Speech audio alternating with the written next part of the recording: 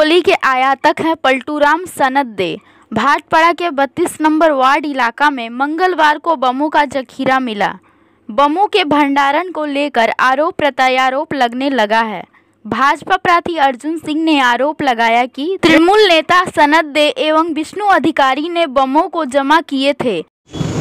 ওখানে পার্থভূমিকে দুটো চেলা আছে, সনদ দে আর বিষ্ণু অধিকারী, এরা এই মালটা মজুত করেছিল।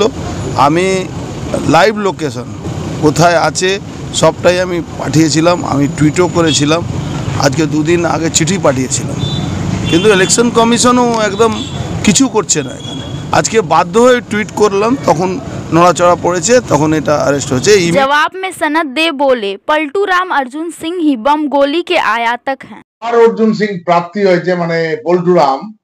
এই পল্টুরাম প্রাপ্তি হওয়াতে পল্টুরাম বলছে সে নাকি পুলিশকে আগে জানিয়েছে, সে নাকি নির্বাচন কমিশনারকে আগে জানিয়েছে।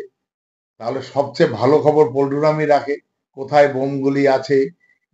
বোমগুলির আমদানি যদি কেউ করে থাকে তার নাম অর্জুন সিং। সারা পশ্চিম বাংলা নয়, পশ্চিম বাংলার বাইরেও এ সাপ্লাই করে এ জানে কোথায় বোম আছে, কোথায় গুলি আছে। আবার বলছে ওখানে 100-র উপরে বোম আছে, মানে গুনে টুনেই রেখে এসছে, রেখে সেই আবার এই সমস্ত করাচ্ছে। এই তৃণমূল এই রাজনীতি বিশ্বাস করে না, বোমগুলির রাজনীতি বিশ্বাস করে না।